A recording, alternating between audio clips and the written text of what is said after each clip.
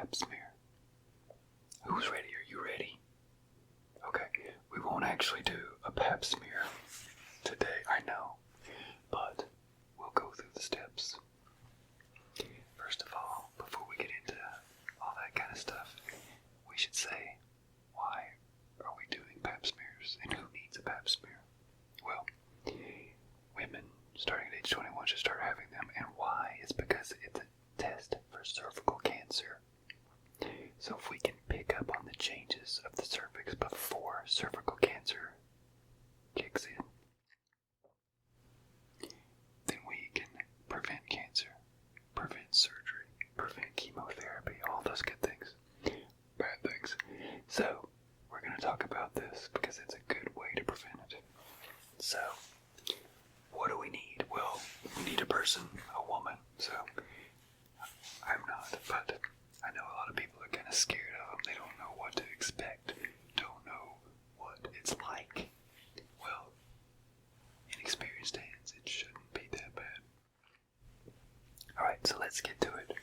The first thing we do when we're actually going to do an exam with the Pap Smear is use a speculum. So what's a speculum?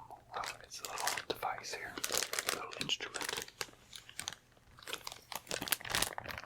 We use the plastic ones. They're disposable.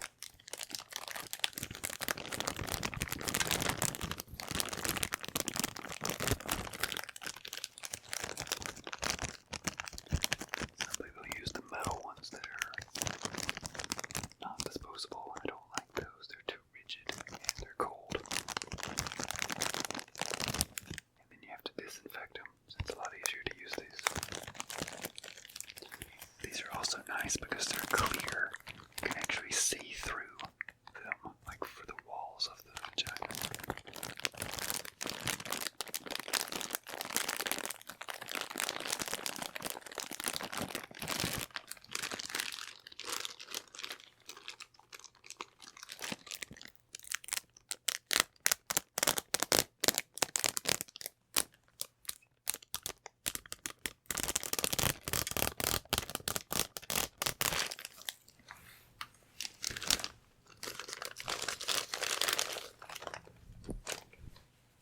Okay, so this is a speculum. They come color-coded. This is a blue one. And it is used to be able to spread the tissues apart a little bit so that way we can actually see the cervix, because that's what we're going for with the Pap test. Because if we don't get cervical cells, then we don't know if there's cancer or pre-cancer or not. And like I said, this one's plastic.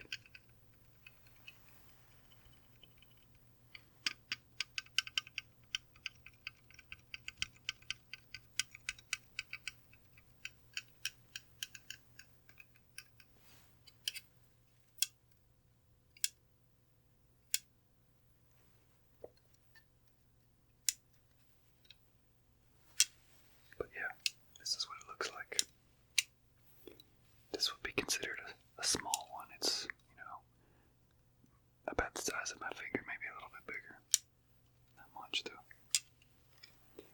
They do have mediums and larges, and we sometimes use those, but those are usually women who are very large and have given birth many times. But we try to get away with the smallest one that we can, so that way it's comfortable, and but we need to be able to see too. So then we would take a little bit of lubricating gel.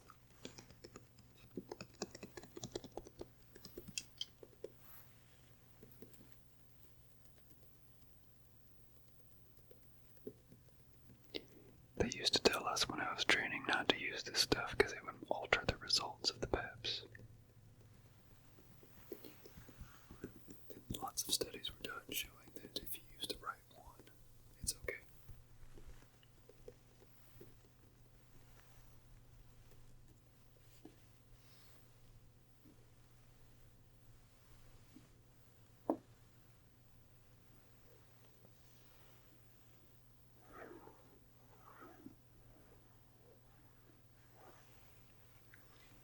So weren't supposed to use gel. We used warm water and it worked surprisingly well. Doesn't sound very comfortable, but it worked. But obviously this works even better, so we'll stick with it. So after you take the speculum and insert it, we open it up a little bit and take a look. Now, I didn't do it yet, but there is a light.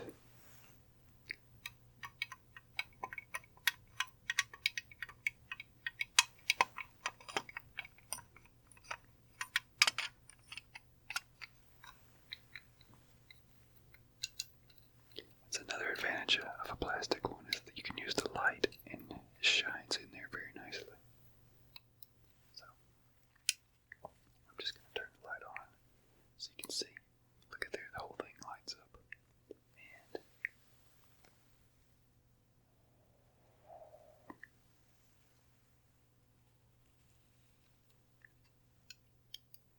that's what it looks like on my end.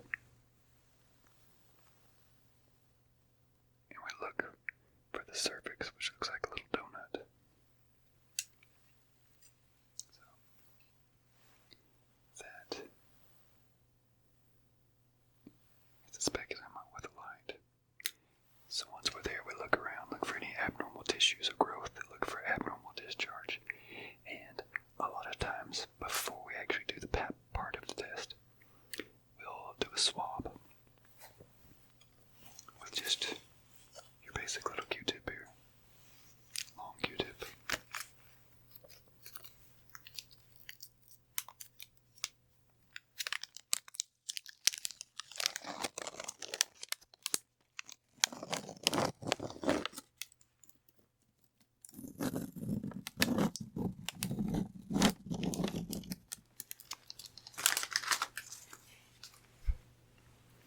So we've got two of them.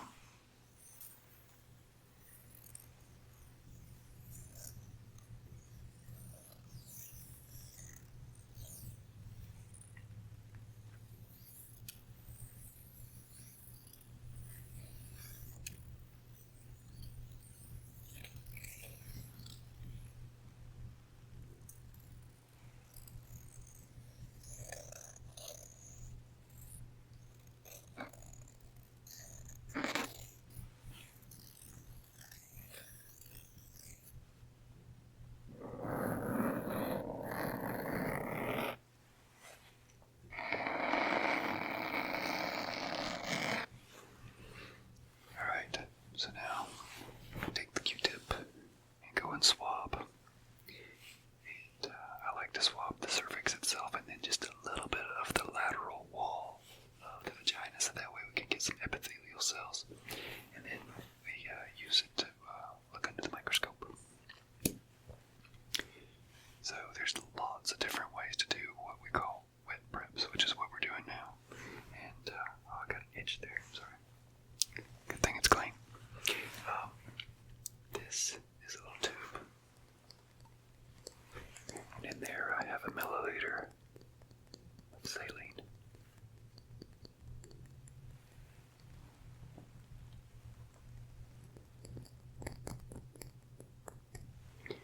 So after we do our swab, we just drop it in there, and then we take it to the microscope.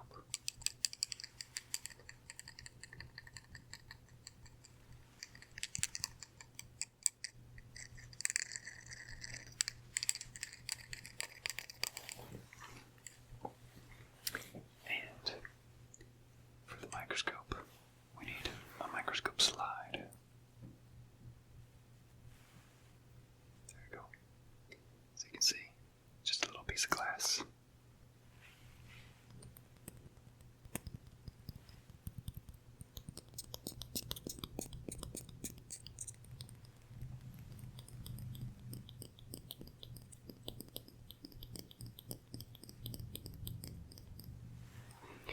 So then we take our moistened Q-tip with saline, put it on the slide, lift up like that, add a cover slip, and then we're good to go. We can look at the microscope. What are we looking for? Well, we look for yeast.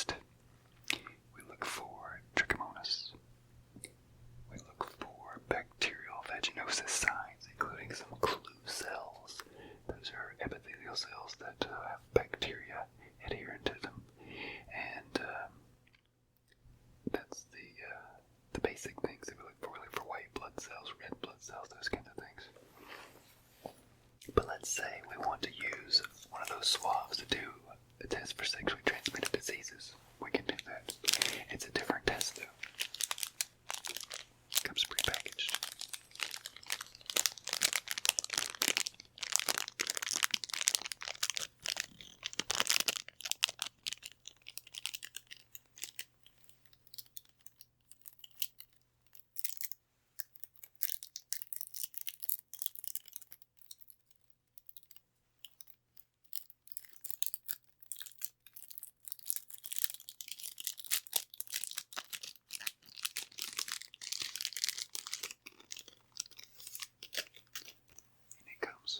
With its own special tube.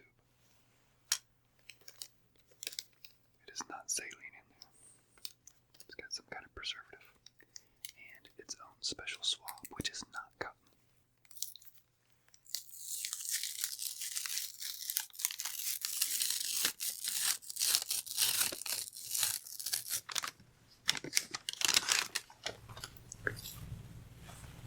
I believe it is polyester or some other synthetic, and it's got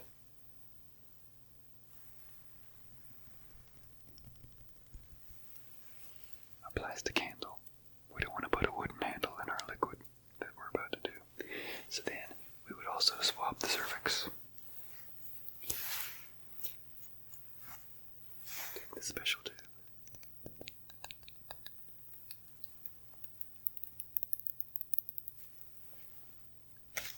Put it down. And if you noticed, I don't know if you can see it, but it's got a little black line right there.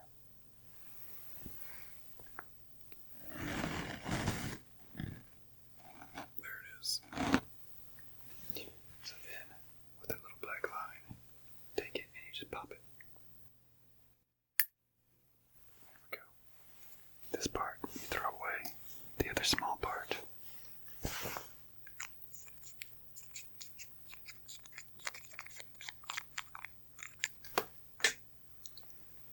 I have dropped it. So you seal it up and then you're done.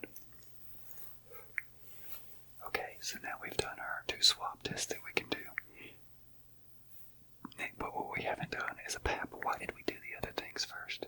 Well, sometimes the pap, as we're scraping the cells of the cervix, can sometimes bleed a little bit, so we want to make sure we save that for last, because we don't want to have a lot of bleeding in the pap test. Now, don't worry if you bleed, it's okay, it doesn't hurt.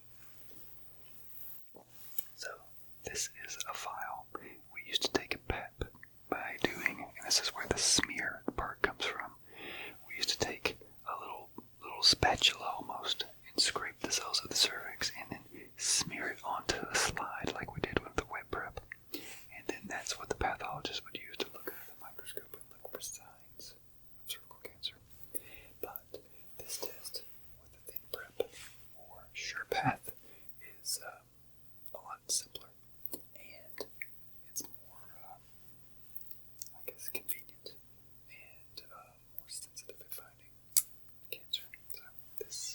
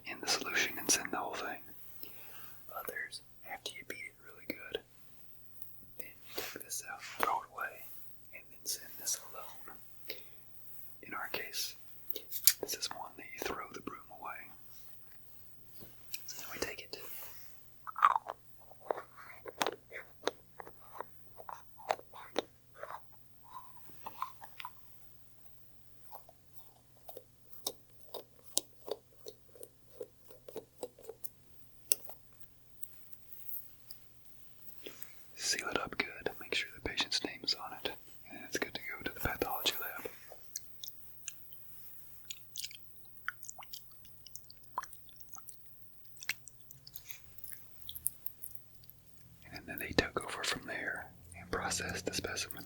Look at the cells.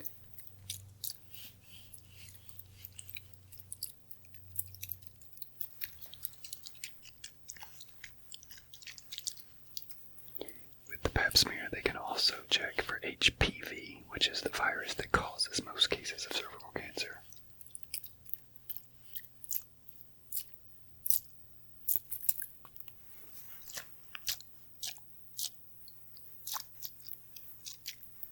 A lot of times the STDs, instead of having a separate swab like we did, you can use the same sample from here. The power of science.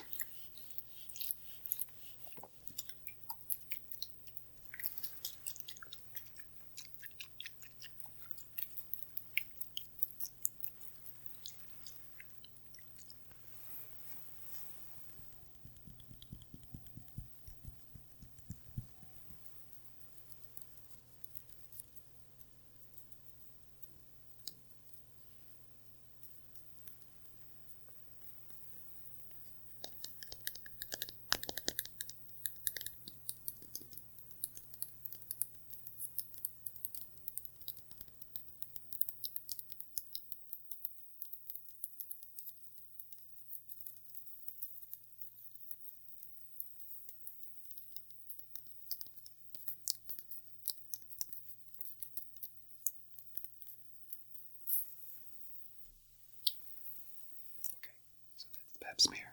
Nothing to worry about. Now, this process that we just did took a long time. It really shouldn't take more than just about 2 minutes to do. If not,